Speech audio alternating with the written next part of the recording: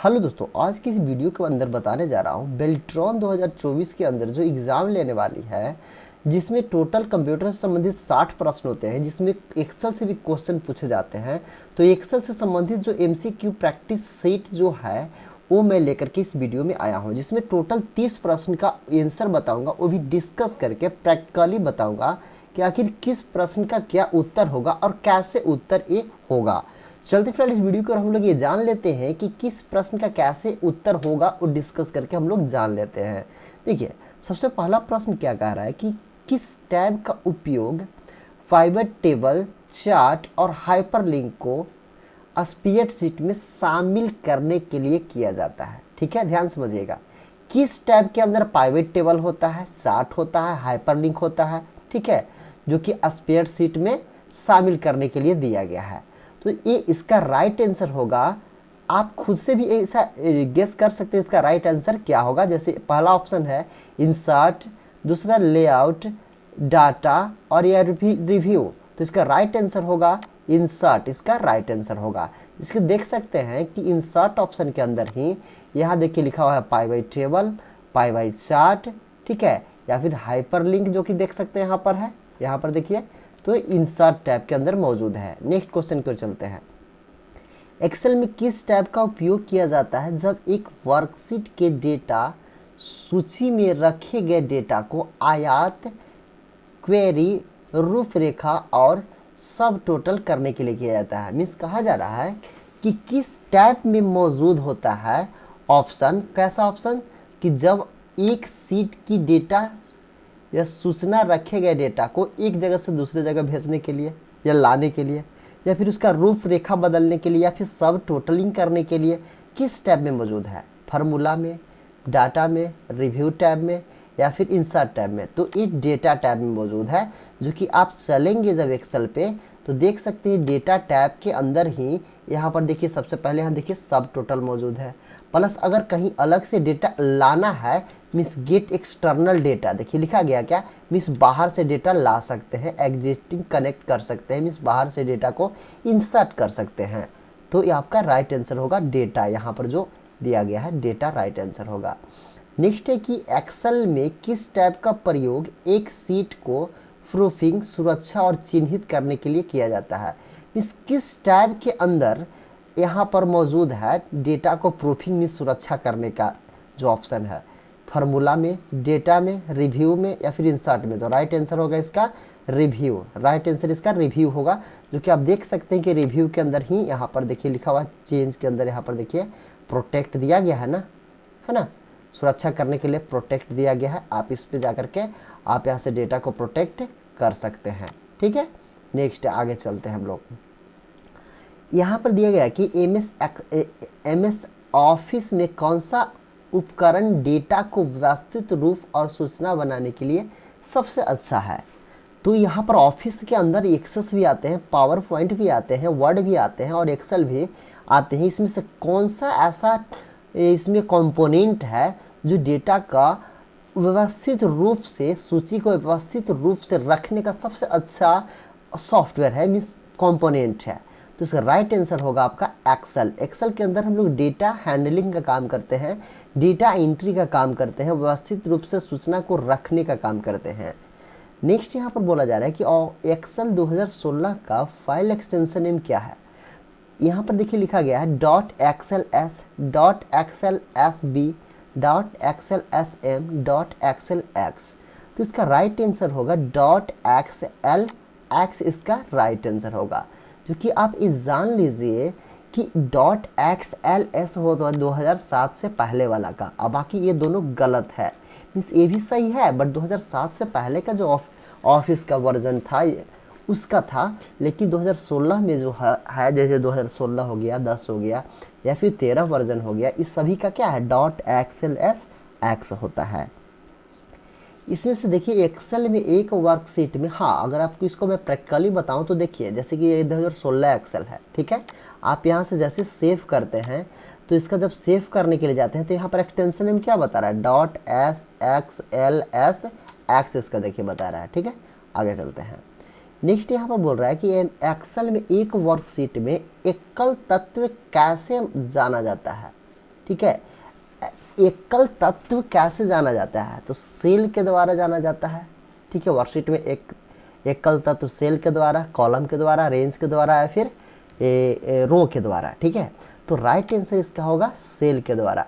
Means जिस data में जो कोई सेल में अगर डेटा रखा हुआ रहता है तो वर्कशीट में, ठीक है, वर्कशीट के अंदर जो डेटा रहता है वो सेल में डेटा रहता है, इसीलिए इसको सेल कहा गया है। डेटा कहाँ हम लोग रखते हैं, सेल में ना। वर्कशीट में कहाँ पर डेटा रखते हैं, तो सेल में रखते हैं। जो डब्बे डब्बे उसको क्या कहते हैं हम लोग, सेल कहते हैं।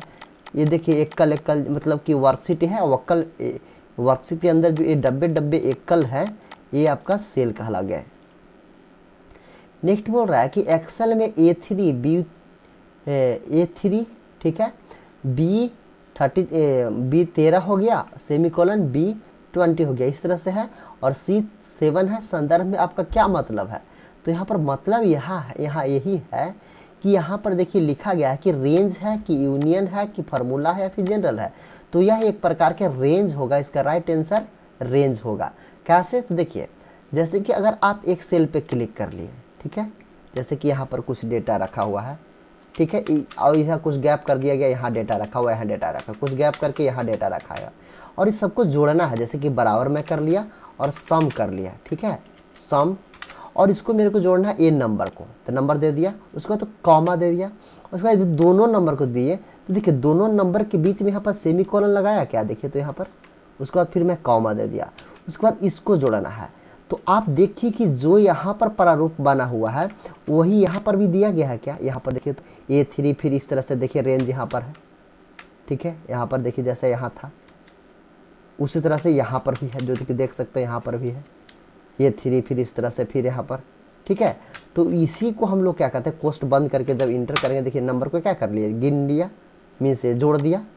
तो वही यहाँ कह रहा है कि क्या देते हैं इस तरह से, जो ये प्रारूप है किसके संदर्भ में प्रारूप है, तो रेंज क्या है, राइट आंसर इसका रेंज होगा। नेक्स्ट, एक्सेल में माइक्रो कुंजी बनाने के लिए किस प्रकार की कुंजी कंट्रोल की के साथ संगठन होता है। मीन्स होता क्या है कि जब अगर आप माइक्रो रिकॉर्ड करते हैं तो कंट्रोल के साथ कौन सा की का प्रयोग करते हैं, तो हम लोग यहाँ पर नंबर करेंगे, अल्फ़ाबेट करेंगे, अल्फ़ाबेट और नंबर दोनों करेंगे, या फिर स्पेशल कैरेक्टर करेंगे। तो इसका राइट आंसर होगा अल्फ़ाबेटिक करेंगे, ठीक है। अल्फ़ाबेटिक कैसे समझिएगा, जैसे आप यहाँ व्यू में गए और व्यू में जाकर के देखिए माइक्रो है, माइक्रो में जाकर के रिकॉर्ड माइक्रो करते हैं, और तो ये कंट्रोल के साथ जो शॉर्टकट बनाते हैं माइक्रो, तो यहाँ पर क्या करते हैं, तो नंबर आप प्रेस करेंगे और ओके करेंगे, तो देखिए लिया क्या, नंबर नहीं ले लिया, ठीक है। या फिर नंबर और टेक्स्ट दोनों लेते हैं, जैसे नंबर और टेक्स्ट लेते हैं, देखिए एक टेक्स्ट यहाँ पर मैं नंबर ले लिया इस तरह से, और कुछ टेक्स्ट लिख रहा है, तो टेक्स्ट लिखा ही नहीं रहा है, तो ओनली आप क्या ले सकते हैं, तो नंबर अल्फ़ाबेट ले सकते हैं। जैसे मैं टी ले लिया, तो देखिए यहाँ ले लिया क्या, टी इस तरह से, और ओके करिए तो देखिए हो गया क्या। तो यहाँ पर हम लोग जो करते हैं यहाँ पर ओनली, ये देखिए यहाँ पर ओनली अल्फ़ाबेट के द्वारा ही हम लोग माइक्रो कंट्रोल के साथ संगठित कर सकते हैं, तो राइट आंसर अल्फ़ाबेटिक होगा। नेक्स्ट बोल रहा है कि वर्कशीट एरिया एक डेटा के डिस्प्ले को बदलने के लिए, क्या बोल रहा है, वर्कशीट एरिया एवं डेटा को डिस्प्ले को बदलने के लिए किस टाइप का प्रयोग होता है, तो पेज लेआउट, डेटा, रिव्यू या व्यू, तो राइट आंसर होगा व्यू। मीन्स अगर कोई वर्कशीट है, ठीक है, तो वर्कशीट में कुछ डेटा इस तरह से बना के रखे हैं, जैसे हम कुछ भी डेटा बना दिए यहाँ पर, ठीक है, यहाँ पर डेटा बना दिया और इसको इस तरह से मैं कंट्रोल डी से डुप्लीकेट कर दिया, है ना। अब इस वर्कशीट के अंदर जो डेटा है इसको व्यू को बदलने के लिए, व्यू को बदलने साफ कह रहा है कि व्यू टेक्स्ट को बिल्कुल वैसा पर, यहाँ पर ध्यान दीजिएगा, वर्कशीट एरिया और डेटा को डिस्प्ले को बदलने के लिए किस टाइप का प्रयोग करेंगे, डिस्प्ले के बदलने, जैसे अभी इस तरह का है तो इसका डिस्प्ले अलग दिख से करना चाहते हैं, तो यहाँ पर देखिए क्या लिखा हुआ था, व्यू ना, तो व्यू देखिए व्यू टैब यहाँ है और व्यू में इस तरह का भी है, तो फिलहाल आप इस पर क्लिक कर दीजिए, देखिए यहाँ पर है, जैसे इस पर क्लिक कर देखिए चेंज हो गया क्या व्यू, फिर इस पर कर दीजिए, देखिए चेंज हो रहा है क्या, जिसमें हेडर फुटर आ गया। तो इधर यहाँ से हम लोग क्या कर सकते हैं, पेज का व्यू बदल सकते हैं, डिस्प्ले चेंज कर सकते हैं यहाँ पर, तो राइट आंसर इसका क्या होगा, व्यू होगा। MS एक्सेल में कौन सा व्यू टेक्स्ट को बिल्कुल वैसा ही प्रदर्शित करता है जैसा वे प्रिंट में होता है, तो यहाँ पर देखिए लिखा हुआ है custom view, full screen view, page break preview या पेज लेआउट व्यू।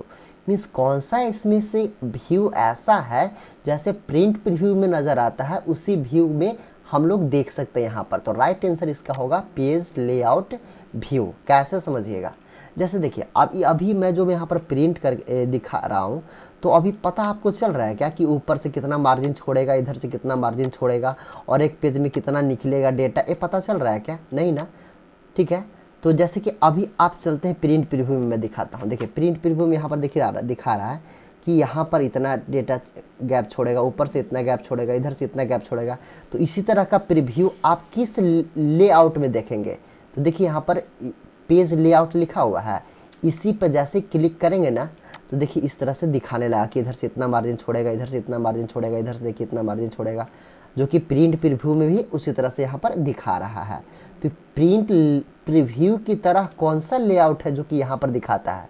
तो पेज लेआउट जो है से प्रिंट प्रीव्यू की तरह शो कराता है, जो कि यहाँ पर ऑप्शन में लिखा हुआ है पेज लेआउट व्यू। निम्नलिखित में से कौन सा एमएस एक्सेल में बराबर साइन के शुरू होता है? बोला जा रहा है क्या कि निम्नलिखित में से कौन सा एक्सेल 2016 में बराबर साइन के साथ शुरू किया जाता है?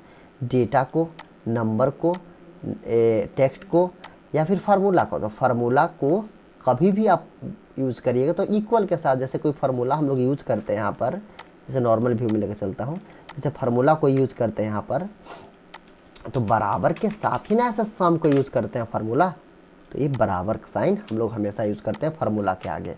नेक्स्ट बोला जा रहा है क्या स्पेयर शीट बनाने स्वरूपन, क्या लिखा हुआ है, स्वरूपन और संपादन के लिए किस टैब का प्रयोग किया जाता है? अगर आपको हिंदी में दिक्कत है तो ऊपर इंग्लिश में भी क्वेश्चन मैं दे रखा हूँ, यहाँ पर देखिए लिखा हुआ है कि विच tab is used for creating, formatting and editing a spreadsheet. Means किस टैब के अंदर मौजूद है डेटा को क्रिएट करने से संबंधित, फॉर्मेटिंग करने से संबंधित और एडिटिंग करने से संबंधित। ठीक है, तो इसका राइट आंसर होगा होम। होम के अंदर हम लोग डेटा को क्रिएट करने के लिए यूज़ करते हैं, डेटा को फॉर्मेटिंग करने के लिए, एडिटिंग करने के लिए हम लोग यूज़ करते हैं, जो कि होम टैब में है। जैसे कि डेटा को एडिटिंग करना है, फॉर्मेटिंग चेंज करना है, तो आप यहाँ से जाकर के बोल्ड कर लो, इटैलिक कर लो, अंडरलाइन कर लो, कलर चेंज कर दो, हम लोग ये काम कर सकते हैं। कहाँ से? तो हम लोग होम टैब के अंदर से। ठीक है, नेक्स्ट हम लोग आगे चलते हैं। किस फंक्शन का उपयोग उस सेल की संख्या को गिनने के लिए किया जाता है जिसमें एक सीमा में संख्या होती है?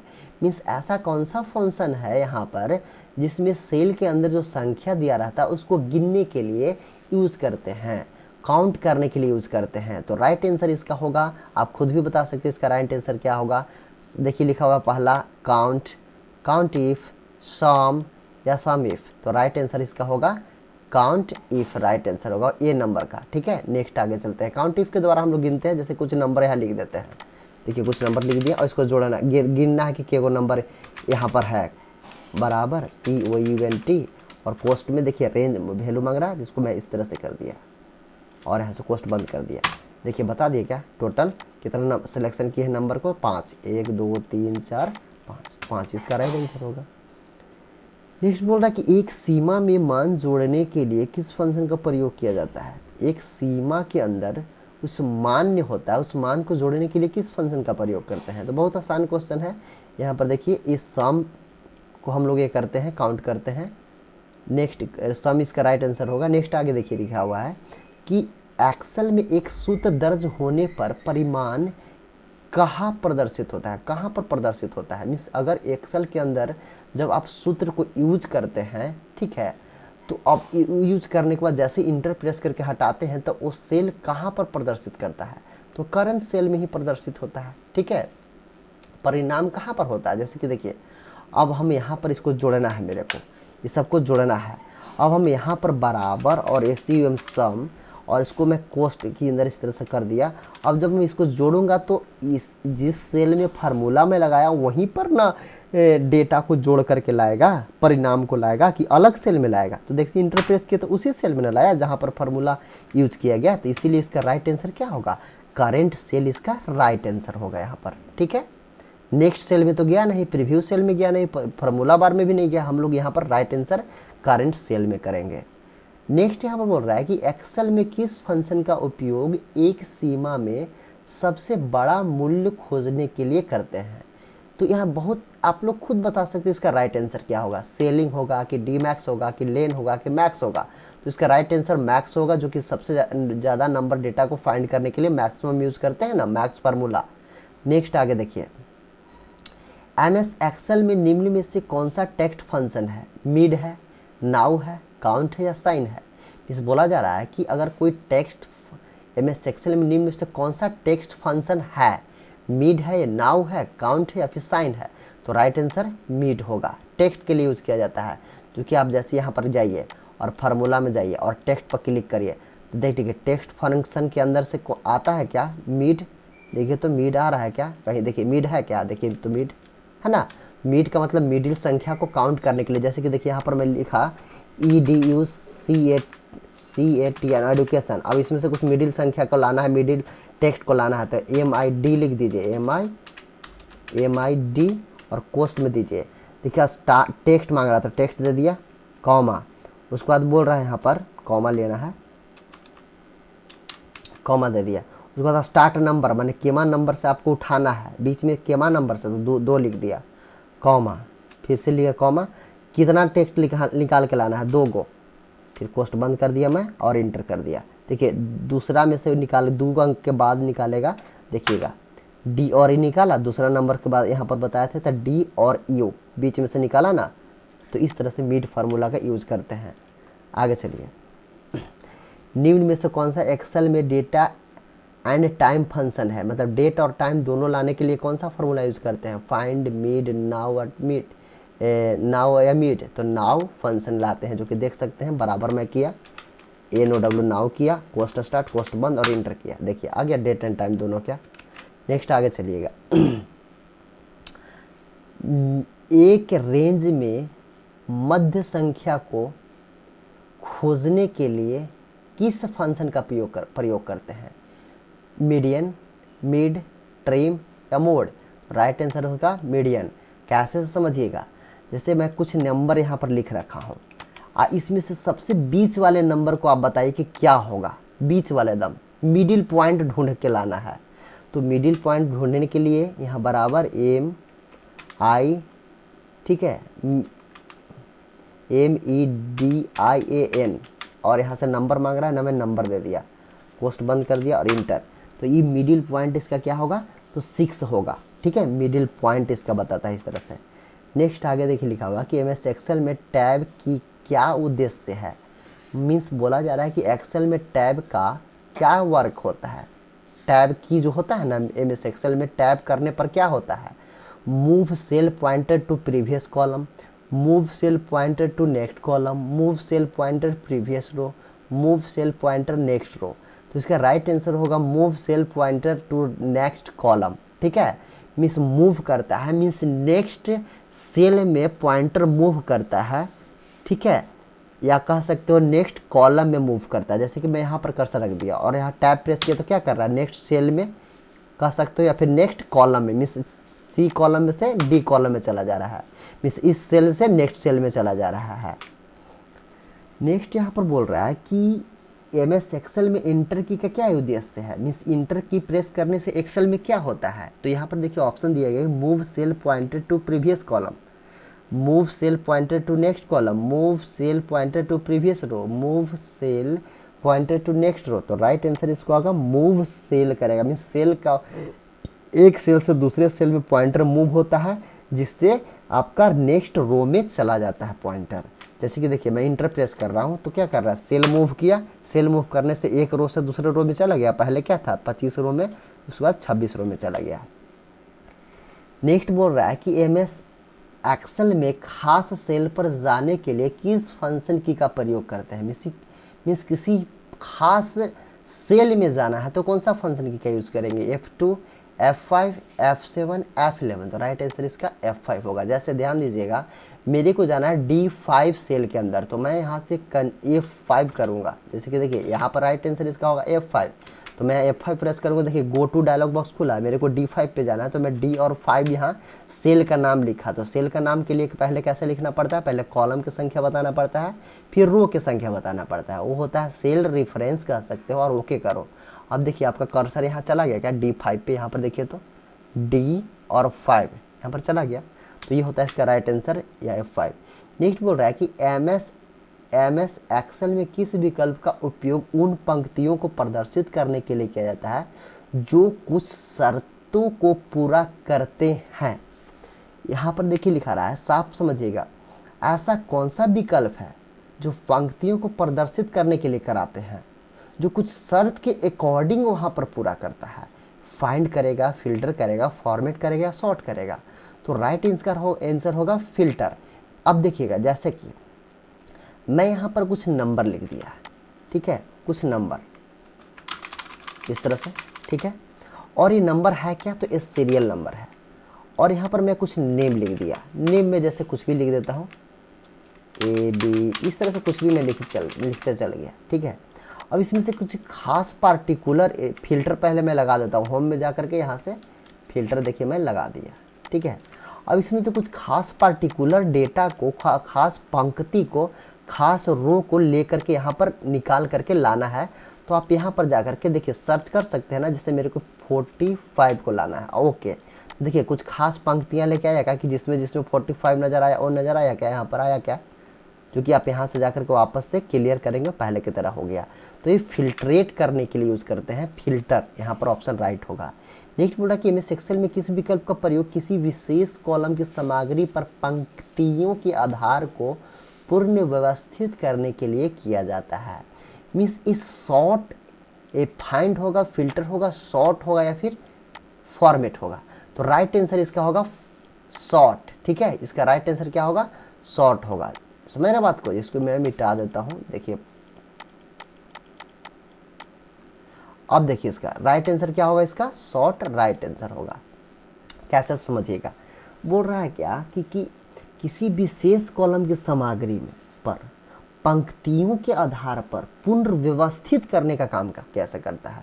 जैसे पंक्तियाँ में कुछ कॉलम में मैं डेटा बना देता हूँ, ठीक है, डेटा बना दिया, और मैं चाहता हूँ यहाँ पर कि इसको मैं सजाना चाहता हूँ, इसको सजाना चाहता हूँ, पूर्ण व्यवस्थित करना चाहता हूँ सामग्री के आधार पर। तो जैसे कि मैं यहाँ पर एक दे दिया कि जो सबसे कम है ऊपर हो जाए, सबसे ज़्यादा हो नीचे हो जाए। तो यहाँ पर देखिए लिखा हुआ है ना स्मॉलेस्ट टू लार्जेस्ट, इस पर क्लिक करके मैं सॉर्ट किया, तो देखिए 4 आया, 5 आया, 34 आया, इस तरह से व्यवस्थित कर दिया क्या। तो इसी को सॉर्ट हम लोग कहते हैं, ठीक है। नेक्स्ट बोला कि निम्नलिखित में से कौन सा नो एग्रीमेंट कार्य है। नो एग्रीमेंट माने बिना किसी शर्त, बिना किसी नियम के, बिना किसी रूल को कि अकॉर्डिंग, बिना अपने खुद से वो अपना काम कर लेता है। फार्मूला यहाँ पर जो दिया गया है ना इसमें, तो यहाँ पर देखिएगा लिखा हुआ है नाउ, लोअर, मैक्स और इफ। तो राइट आंसर इसका होगा नाउ, जो कि नो एग्रीमेंट उसको कहते हैं जिसमें कोई एग्रीमेंट नहीं होता। जैसे कि देखिए अगर हम यहाँ पर सम फार्मूला यूज करते हैं, ठीक है, तो इसमें एग्रीमेंट पूछ रहा है यहाँ पर कि नंबर दीजिए, पूछ रहा है ना क्वेश्चन में कि नंबर दीजिए, तब ना ये फार्मूला काम किया। लेकिन नाव में ऐसा कुछ नहीं है, बराबर NOW नाव करिए, कोस्ट स्टार्ट करिए बिना एग्रीमेंट के। देखिए कोस्ट बंद करने के लिए बोल रहा है क्या, इस कोस्ट बंद करके इंटर करिए, खुद से एक काम कर दिया कि आपका ये डेट के साथ टाइम भी दे दिया। तो इसको नो एग्रीमेंट बोलते हैं फार्मूला। नेक्स्ट बोल रहा है कि सीट के शुरुआत में पॉइंटर को स्थानांतर करने के लिए किस कुंजी का प्रयोग किया जाता है। मीन्स सीट के सबसे शुरू वाले, ठीक है, सबसे शुरुआत में ले जाने के लिए किस कुंजी का प्रयोग करते हैं। जैसे कि देखिएगा कर्सर मेरा यहाँ है, मैं सबसे फर्स्ट A1 सेल में ले जाना चाहता हूँ, तो क्या करूँगा, तो यहाँ पर देखिए page up, home, control page up, control home. तो इसका राइट होगा कंट्रोल के साथ होम बटन। जैसे कि देखिए कंट्रोल के साथ जैसे होम मैंने HM की प्रेस किया, तो देखिए सबसे यहाँ पर आ गया क्या मेरा कर्सर, देखिए तो सबसे शुरुआत में। तो इसका राइट आंसर होगा कंट्रोल के साथ होम। नेक्स्ट आगे बोल रहा है क्या, एक्सेल वर्कशीट में फार्मूला बार को हाइड, ठीक है, हाइड सम्मिलित करने के ऑपरेशन के किस अनुक्रम का प्रयोग कर सकते हैं। मीन्स अगर फार्मूला को हाइड करना है तो इसमें से किस विधि का उपयोग करेंगे। तो देखिए व्यू में जाना होगा, शो हाइड फार्मूला बार ये होगा, या फिर इंसर्ट शो हाइड फार्मूला बार, या फिर डेटा शो हाइड और फार्मूला बार, या फिर होम शो हाइड फार्मूला बार। तो राइट आंसर इसका होगा कि व्यू टैब में जाइएगा, उसके बाद शो हाइड में जाइएगा, उसके बाद फार्मूला बार पे जाइएगा। जैसे कि देखिए व्यू टैब में जाइए, उसके बाद देखिए यहाँ पर देखिए सो है, यहाँ पर लिखा हुआ सो पे जाइए, उसके बाद फार्मूला बार पे जाइए, देखिए हट गया फार्मूला बार यहाँ पर देखिए, और यहाँ पर फार्मूला बार आ गया, इसको फार्मूला बार कहते हैं।